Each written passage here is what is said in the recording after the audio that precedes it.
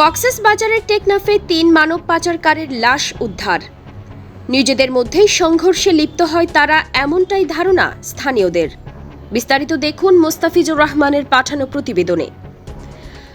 কক্সবাজারের টেকনাফ উপজেলার গহীন পাহাড়ে ৩ জনের রক্তাক্ত লাশ উদ্ধারের ঘটনায় এলাকায় তীব্র চাঞ্চল্যের সৃষ্টি হয়েছে।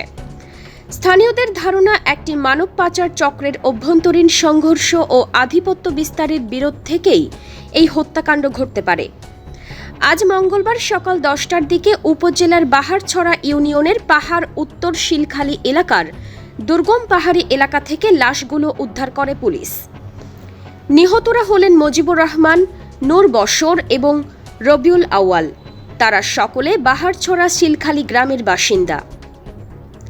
স্থানীয়দের একাধিক সূত্র জানিয়েছে, দীর্ঘদিন ধরে ওই দুর্গম পাহাড়ি এলাকা একটি মানব পাচার ও অপহরণ চক্রের গোপন আস্তানা হিসেবে ব্যবহৃত হয়ে আসছিল। এই চক্রের ভেতরেই আধিপত্য ও অর্থনৈতিক ভাগ বাটোয়ারা নিয়ে বিরোধ চলছিল বলে স্থানীয়ভাবে আলোচনা রয়েছে। স্থানীয়রা আরও জানিয়েছেন, সকালে পাহাড়ি এলাকায় রক্তাক্ত অবস্থায় ৩ জনকে পড়ে থাকতে দেখে তারা পুলিশের খবর দেন। পরে পুলিশ ঘটনাস্থলে পৌঁছে স্থানীয়দের সহায়তায় লাশ উদ্ধার করে ময়নাতদন্তের জন্য পাঠায়। বাহারছড়া ইউনিয়ন পরিষদের চেয়ারম্যান আমজাদ হোসেন খোকন জানিয়েছেন, প্রাথমিকভাবে ধারণা করা হচ্ছে অপহরণ ও মানব পাচারকে কেন্দ্র করে অভ্যন্তরীণ বিরোধ থেকেই এই হত্যাকাণ্ড ঘটেছে। ঘটনাটি অত্যন্ত রহস্যজনক।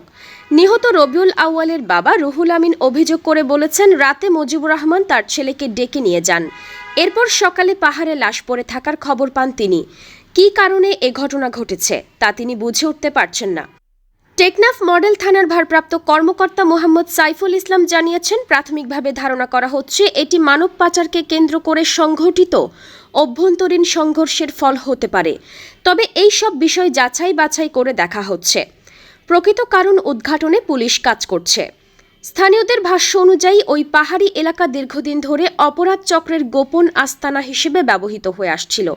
নিহতদের সংশ্লিষ্টতা এবং পুরো ঘটনার পেছনের নেটওয়ার্ক খতিয়ে দেখতে তদন্ত শুরু করেছে আইন শৃঙ্খলা বাহিনী।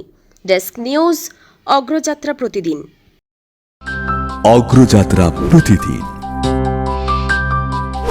নির্ভীক প্রত্যয়ে উজ্জীবিত।